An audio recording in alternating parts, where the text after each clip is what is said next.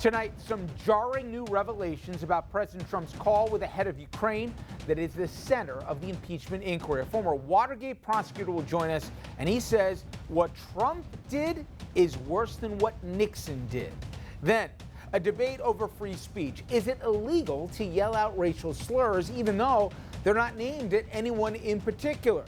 Two UConn students, they're finding out the answer the hard way. Also, big companies with huge legal problems. Boeing and Juul, they're each facing a ton of litigation over the safety of their respective products. Our legal panel's here to discuss. Good evening, everyone, and welcome to RFL. I'm Richard French. Now, if you still think the impeachment push against President Trump is just about a single phone call, you're either in denial or you're the President of the United States. Today, two more State Department officials told what they know to congressional investigators. Both, they worked almost entirely on Ukraine issues, and both spoke of the problems that popped into the U.S.-Ukrainian relations, all thanks to President Trump and his good buddy Rudy Giuliani. This as the fallout and pushback continues after yesterday's testimony from Lieutenant Colonel Alexander Vindman, as the image of the president trying to project his handling of the Ukraine continues to be punctured. I want to begin with an update on all of today's impeachment developments, and as always, there were quite a few of them. For that, we turn to senior political correspondent Andrew Whitman, and it's going from bad to worse for the argument that this was some perfect phone call. Oh, absolutely, and we'll get to that in just a moment, Rich. But if the highlight of yesterday's testimony was the phone call, as we heard for the first time from someone who was on the call, today was focused on the environment that led to that call and the general state of the relationship between Washington and Kiev. Today's witnesses, including Catherine Croft and Christopher Anderson, both are State Department senior advisors on Ukraine. Neither was on the call, but both were intimately involved in U.S.-Ukrainian relations. Both also testified about Rudy Giuliani's efforts to disrupt that relationship, and it wasn't just them. John Bolton specifically described Giuliani as an obstacle to that relationship. Bolton, of course, has also described Giuliani in even less flattering terms. Both Croft and Anderson also worked under Kurt Volker, a key player who had direct meeting with the Ukrainian president just before his phone call with Trump, where he pressured President Zelensky to give Trump the deliverables Trump wanted, word of an investigation into the Bidens. Volker has already testified, confirming the Trump-Ukraine pressure and Giuliani's role, which is a part of a conversation that Volker had with President Trump. Now, Croft, in her testimony, also noted that the effort to block U.S. military aid to Ukraine began earlier than first reported. It was first reported that it was on July 18th. The blocking of the aid is a key point in showing the Ukraine pressure campaign began well before Trump's phone call and wasn't limited to that call. She added, quote, the only reason given was that the order came at the direction of the president. Anderson's portfolio included the deliverables the White House wanted from the Ukrainian president before any meeting would be set up.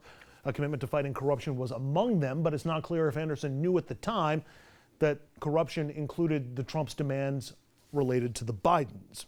This as D.C. continues to buzz about yesterday's testimony from NSC Ukraine expert Lieutenant Colonel Alexander Vindman.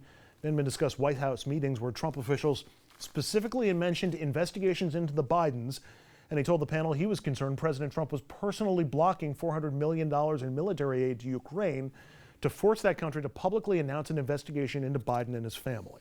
He also testified that the readout of the Trump-Zelensky call was missing references that Trump made about Biden. More on that in a moment. Still not clear if Vindman will testify publicly when the House moves to the next step of the impeachment process, though a number of the people in the room said they thought he'd make an ideal witness. They had said the same thing about Bill Taylor, the current acting U.S. ambassador to Ukraine who testified last week, and today there's reporting that Taylor is willing to testify publicly, as are several other witnesses who pointed to a quid pro quo with Ukraine, publicly announcing an investigation into the Bidens and the 2016 Democratic server in exchange for a White House meeting and the restoration of your military aid, which the U.S. had cut off. Trump's Ukraine pressure campaign also under discussion in the Senate today, which is unusual. Why? Well, because Josh Sullivan is Trump's latest nominee for ambassador to Russia. He's also a top deputy to Secretary of State Mike Pompeo. So in his confirmation hearings today, he was asked about both the pressure campaign and who was behind the push to oust our ambassador to Ukraine. Soliciting investigations into a domestic political opponent, I don't think that would be in accord with our values. You were aware that there were individuals and forces outside of the State Department seeking to smear Ambassador Yovanovitch, is that correct? I was. and to seeking to remove her. Is that correct? I was. And did you know Mr. Giuliani was one of those people? I believed he was, yes. So the evidence against Trump, as reported, is getting pretty convincing, and it should be even more so once witnesses share their stories publicly, from what he did with Ukraine, which looks a lot like extorting to the foreign aid to get his campaign assistance to hurt his rivals, and that he covered it up, lied, and had others lie, obstructing justice potentially, and abusing power. Those are the allegations, and that's what the evidence is saying. Here's what Trump is saying. It was beautiful. It was just a perfect conversation. Mike Pence's conversations, which were, I think, one or two of them, they were perfect. They were all perfect. You take a look at that call, it was perfect. Except it's about more than just a phone call, and it was far from a perfect call. The transcript, which isn't a transcript, just reconstituted from people's notes, included Trump's "we would like you to do us a favor, though" line, which 5 people have now publicly stated was part of a quid pro quo demand. Plus, Lieutenant Colonel Vindman testified yesterday that the readout was incomplete, and he tried to correct some of the omissions, including Trump's direct mention of the company that Hunter Biden was working with, and that his efforts to correct the readout were not successful. That was in part because the readout had been moved to a top-secret computer server at the White House, more proof that so many key people in the White House worried about the call and who could have access to it. Hiding the evidence, not exactly something that most innocent people do. Now, tomorrow, the panel will hear from another member of the NSC, who, by the way, is their Russia expert and just resigned today on the eve before his testimony tomorrow. They've also added a John Bolton deposition to the calendar that's scheduled for November 7th. That's a week from tomorrow. Multiple outlets now reporting that Bolton will show up and testify, but we've not yet gotten confirmation directly from Bolton. And of course, the House has its big vote formalizing the impeachment rules and process tomorrow. Will be fascinating to see how many, if any, Republicans vote in favor. Rich? Oh, where to begin, Andrew? I still have my chili running hot from the attacks, and we're going to get onto that, for some of the people who've testified to basically what they saw, what they heard, what government is supposed to do. But it seems to me that the character that everybody, and we'll talk about this with our guest later on, including a former Watergate prosecutor, Bolton, it's not necessary what he says, because there's enough validation that everybody believes the call and the substance, and we still don't have the complete readout here. As we've learned, those ellipses, bad stuff was in the ellipses, and they knew bad stuff was in there. That's why they stuck it in the server. Yeah. So we knew what was in his head. What we don't know is just how far-reaching this thing got. Was the vice president involved? How many secretaries, Treasury, as well as State, Energy, were they all involved in this thing, et cetera?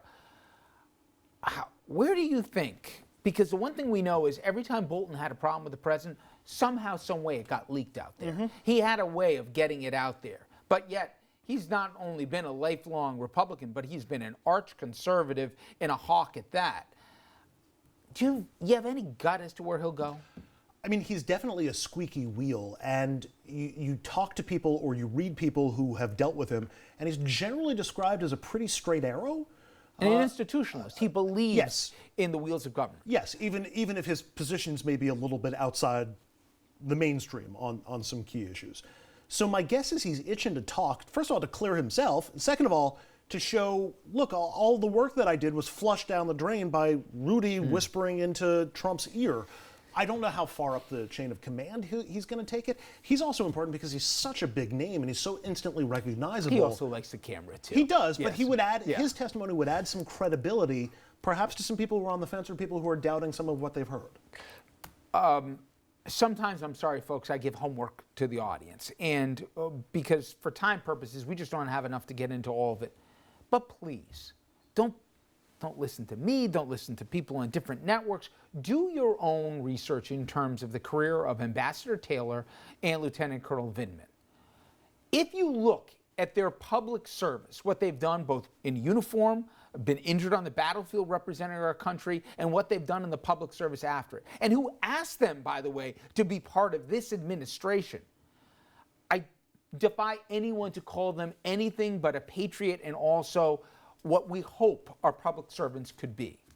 Now I want to play a few sound bites from what people are saying, particularly about the lieutenant colonel who testified, and the audacity of these twits to question his integrity, let alone his patriotism. Here we have a U.S. national security official who is advising Ukraine while working inside the White House, apparently against the president's interest, and usually they spoke in English. Isn't that kind of an interesting angle on this story? I find that astounding, and some people might call that espionage. It seems very clear that he is incredibly concerned about Ukrainian defense. I don't know that he's concerned about American policy, but his main mission was to make sure that the Ukraine got those weapons. Are you saying that Colonel Vindman, a Vindman, decorated war veteran, isn't looking out for America first, yes or no? I don't know what he's doing. We also know he was born in the Soviet Union, immigrated with his family, young. He tends to feel simpatico with the Ukraine.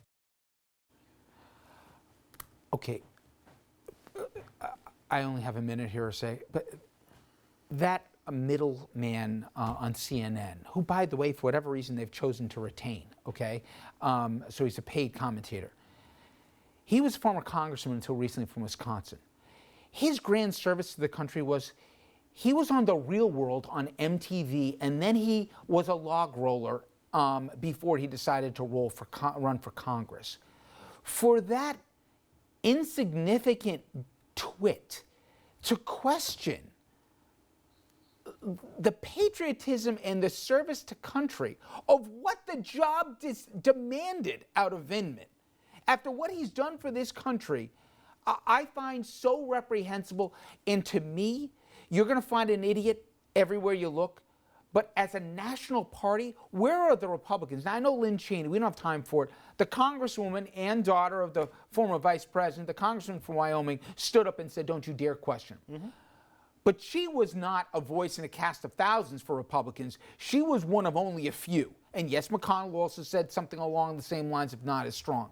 But my God, Andrew, for how they are attempting to smear him, and the fact that he was born in Russia, by the way, he emigrated at age 3 here to avoid persecution, okay? He went to Harvard, did his brother. He went and served the better part of his life in the military for this country. I can't believe I'm defending this, but oh my God. Yeah, first of all, Vindman and Taylor's jobs required them to deal with the Ukrainians, to be of assistance to the Ukrainians. That's the job. They're the liaisons between the United States and our allies, the Ukrainians. These are exactly the type of people that the president and Fox News would normally be celebrating.